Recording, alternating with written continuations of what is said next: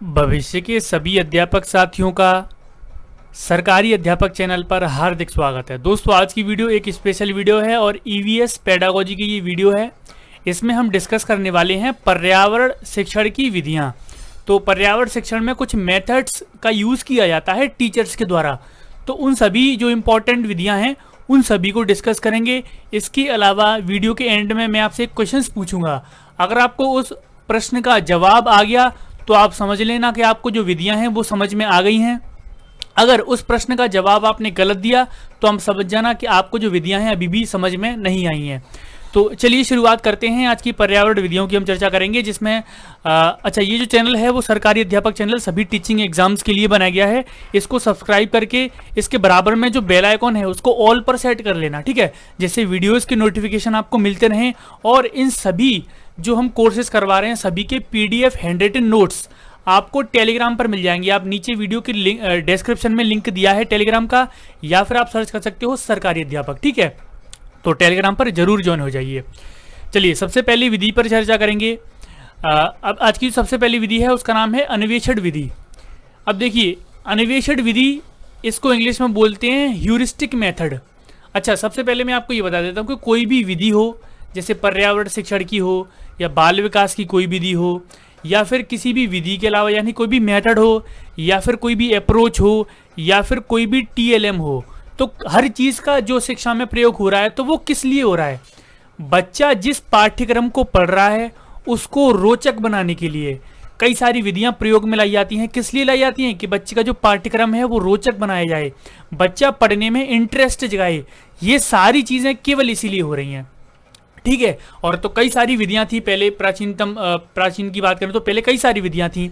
तो कई सारी विधियों में क्या है, अभी जो विधियां अपनाई गई हैं उसमें देखना आप ये चीज़ कॉमन होगी कि कोई सी विधि टीचर एक यूज़ कर रहा है, मान लो कोई सी भी विधि हो, उसमें बालक स्वयं से खुद करके सीख रहा होगा। बालक किसी विधि में स्वयं से खुद करके कुछ नहीं सीख रहा है तो उस विधि को सही विधि नहीं माना जाता। तो पर्यावरण के लिए या फिर बाल विकास के लिए वो विधि उपयोगी नहीं होगी, ठीक है। तो यहाँ पर आज हम सबसे पहले जो विधि है वो इम्पोर्टेंट है, जो सबसे पहली ही विधि है वो सबसे ज़्यादा इंपॉर्टेंट है, याद रखेंगे। इसका नाम है दोस्तों अन्वेषण विधि। इसको इंग्लिश में बोलते हैं ह्यूरिस्टिक मेथड। अच्छा, ये इंग्लिश का वर्ड है ह्यूरिस्टिक, और ये जो है ह्यूरिस्को से निकला है।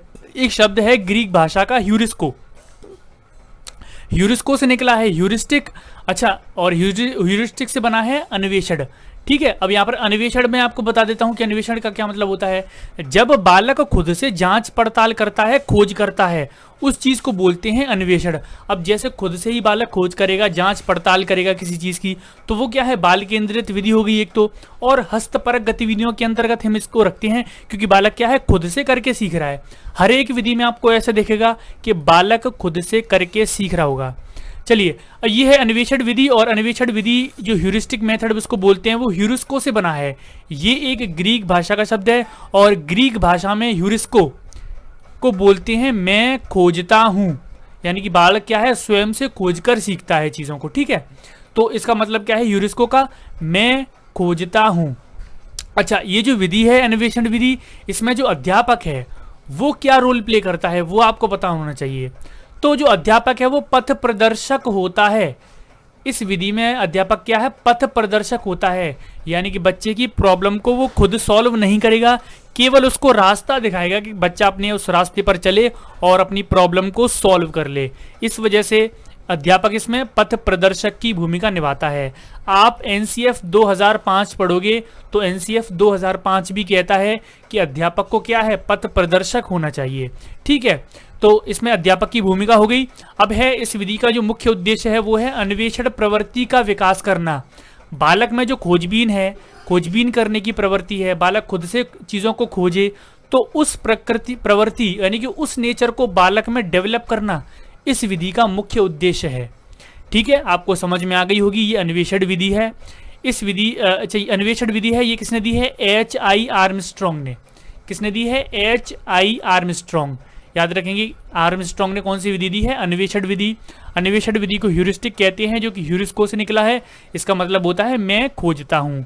अन्वेषण विधि का मतलब ये होता है, उद्देश्य ये होता है कि बालक में अन्वेषण प्रवृत्ति का विकास करना है, ठीक है। तो ये हो गई हमारी अन्वेषण विधि। अब चलते हैं दूसरी विधि की तरफ, परियोजना विधि।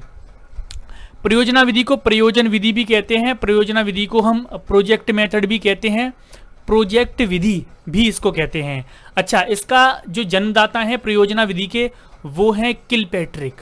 कौन है? किलपैट्रिक। अच्छा, किलपैट्रिक कौन थे? तो जो जॉन ड्यूवी, आप पढ़ते हो शिक्षा के जगत में बहुत बड़ा योगदान है जॉन ड्यूवी का, तो जॉन ड्यूवी के शिष्य थे, शिष्य, ठीक है, जॉन ड्यूवी के शिष्य थे, कौन थे? किलपैट्रिक। और जॉन ड्यूवी को क्या माना जाता है? प्रगतिशील शिक्षा का जनक माना जाता है जॉन ड्यूवी को, ठीक है, तो ये बात आप याद रखेंगे।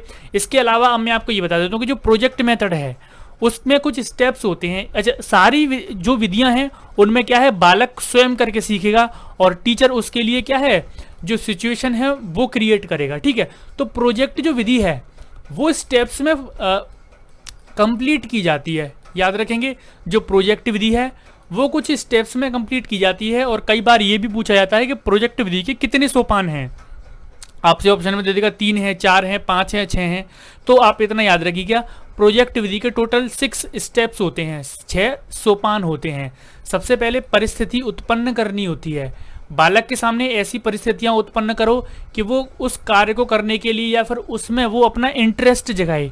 तो सबसे पहले क्या है, सिचुएशन क्रिएट करो उसके सामने। उसके बाद योजना का चयन करो, उसके उद्देश्य का स्पष्टीकरण करो। यानी इसका मतलब ये है कि कोई भी परिस्थिति उसके सामने आई, आपने क्रिएट कर दी, तो कोई भी छोटी प्रॉब्लम उसके सामने आ गई, अब क्या है, वो उसके लिए योजना बनाएगा, उसका उद्देश्य स्पष्टीकरण लगेगा कि किस तरह से ये प्रॉब्लम मुझे सॉल्व करनी है। उसके लिए वो क्या है, एक प्लान बनाएगा। उसके बाद उसका नियोजन यानी कि उसको लागू करके देखेगा। उसके बाद है प्रोजेक्ट का क्रियान्वयन। क्रियान्वयन होता है फिर उस प्रोजेक्ट को क्रिया करके देखेगा वो, ठीक है, खुद से करके देखेगा। नियोजन ये होता है कि किस तरह से वो उसको लागू करेगा। क्रियान्वयन होता है कि वो किस तरह से उस कार्य को यानी कि उस योजना को लागू कर रहा है। इसके बाद है उसका मूल्यांकन किया जाता है कि उसने अपने लक्ष्यों को किस हद तक प्राप्त कर लिया है।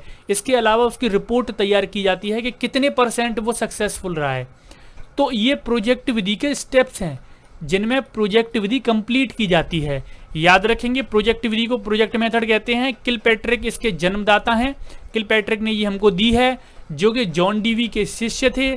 प्रोजेक्ट विधि के कुल 6 सोपान होते हैं, 6 स्टेप्स में कंप्लीट की जाती है। जो 6 स्टेप्स आप याद कर लीजिए, परिस्थिति उत्पन्न करना, योजना का चयन करना, प्रोजेक्ट का नियोजन, फिर उसका क्रियान्वयन, फिर उसका मूल्यांकन, फिर लास्ट में उसकी रिपोर्ट तैयार होती है, ठीक है। तो ये थी हमारी प्रयोजना विधि।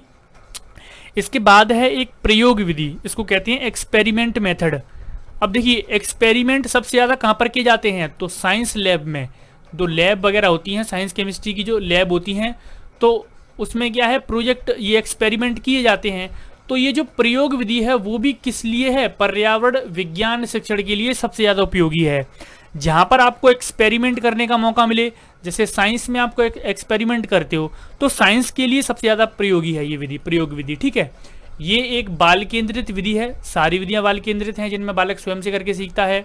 इसके अलावा इसमें छात्र क्या हैं, प्रदर्शन कर सकते हैं एवं प्रयोग कर सकते हैं, यानी चीज़ों को प्रेजेंटेशन कर सकते हैं, उनका एक्सपेरिमेंट कर सकते हैं। इस प्रयोग विधि में दोनों चीज़ें हो सकती हैं, ठीक है। तो ये है हमारी प्रयोग विधि। आगे चलते हैं सर्वेक्षण विधि। सर्वेक्षण विधि यानी कि सर्वे मेथड। सर्वे आपने देखा होगा, कई सारी कंपनियां आपके घर के आसपास आती रहती होंगी, वो कई सारी चीज़ों का सर्वे करती हैं, कई सारे आंकड़े जुटाती हैं। तो इसी तरह बालक भी सर्वे कर करके कई सारी चीज़ें सीखता है, ठीक है। तो ये भी क्या है, बाल केंद्रित विधि है। और इसकी जो डेफिनेशन है वो ये है कि छात्र किसी निश्चित भूभाग यानी किसी भी भूभाग यानी कि कोई भी स्थल हो या फिर प्राकृतिक परिवेश हो, उसकी जानकारी प्राप्त करते हैं इसमें, ठीक है। इसमें भी क्या है, हस्तपरक गतिविधियां होती हैं और रियल लाइफ सिचुएशन जो होती हैं उसमें जाकर बालक खुद से करता है, क्योंकि सर्वे करना है, उसको सर्वेक्षण करना है, तो कहीं जगहों पर वो जाएगा, जानकारी इकट्ठा करेगा, ठीक है। तो ये है दोस्तों हमारी सर्वेक्षण विधि। एक विधि है समस्या समाधान विधि, प्रॉब्लम सॉल्विंग मेथड। इसमें क्या है, समस्या समाधान विधि में किसी समस्या का वैज्ञानिक हल आलोचनात्मक चिंतन मानसिक क्रियाओं द्वारा प्रस्तुत किया जाता है। यानी कि इसमें क्या है, ये एक मेंटल प्रोसेस है। जैसे अब मैं आपको ये बताता हूँ, जैसे आपने देखा था, कोई भी मेथड देख लीजिए आप, प्रोजेक्ट विधि हो या फिर कोई भी विधि हो, वो सारे कैसी क्रियाएं हैं, फिजिकल हैं एक तो, और मानसिक दोनों है, फिजिकल और मेंटल दोनों हैं। लेकिन एक ऐसी विधि है समस्या समाधान विधि जो कि एक मेंटल प्रोसेस इसमें होती है, केवल किसी भी तरह का कोई ज़्यादा फिजिकल वर्क नहीं होता इसमें। ये एक मेंटल प्रोसेस है जिसमें क्या है, आलोचनात्मक चिंतन होता है और मानसिक क्रियाओं द्वारा ये इसको प्रस्तुत किया जाता है। मानसिक क्रियाओं द्वारा इसका वैज्ञानिक हल निकाला जाता है। किसी भी समस्या का वैज्ञानिक हल निकालेंगे मानसिक क्रियाओं द्वारा, तो कौन सी विधि है, समस्या समाधान विधि। ठीक है, ये एक मेंटल प्रोसेस होती है। ठीक है, इसमें केवल मेंटल प्रोसेस है।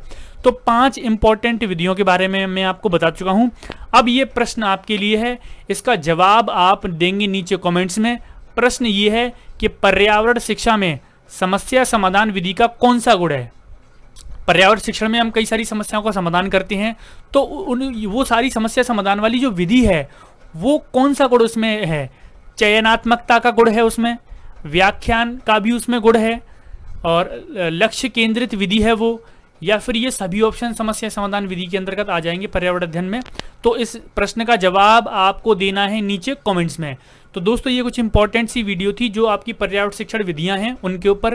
उम्मीद करता हूँ ये वीडियो आपको पसंद आई होगी। इस वीडियो को लाइक करें, शेयर करें। पहली बार आए तो चैनल को सब्सक्राइब करके उस बेल आइकन को ऑल नोटिफिकेशन पर सेट कर लें। मिलते हैं अगली वीडियो में, आज के लिए इतना ही। धन्यवाद।